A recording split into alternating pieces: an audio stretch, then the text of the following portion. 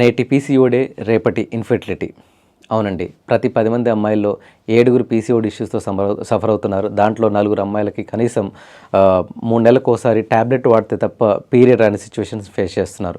ఇలా ఇప్పుడు ఫేస్ చేసేవాళ్ళు ఫ్యూచర్‌లో ఇన్ఫెర్టిలిటీని ఫేస్ చేయాల్సి వస్తుంది. అండ్ ఇన్ఫెర్టిలిటీకి ఎంత తీవ్రంగా ఉంది అనేది చెప్పడానికి మీరు చూడండి, గత 25 సంవత్సరాల్లో ఎన్ని ఇన్ఫెర్టిలిటీ సెంటర్స్ వచ్చాయి. ఈవెన్ స్మాల్ టౌన్‌లో కూడా మనం ఈరోజు ఇన్ఫెర్టిలిటీ సెంటర్స్‌ని మనం చూస్తున్నాము. ఎందుకంటే ఉమెన్‌కి ఇన్ఫెర్టిలిటీ అనేది పెద్ద సమస్య కూర్చుంది కాబట్టి వాళ్ళకి హెల్ప్ చేయడానికి ఇన్ని సెంటర్స్ వచ్చాయి. బట్ వీళ్ళందరికీ అంటే మన ఉమెన్ అందరికీ కూడా అంత దూరం వెళ్ళి అన్ని వేల రూపాయలు, అంటే దాదాపు ఇది 70,000 నుంచి ₹1,00,000, 10 లక్షలు, 20 లక్షల వరకు కూడా ఇలాంటి ట్రీట్మెంట్కి ఖర్చు అవుతుంది.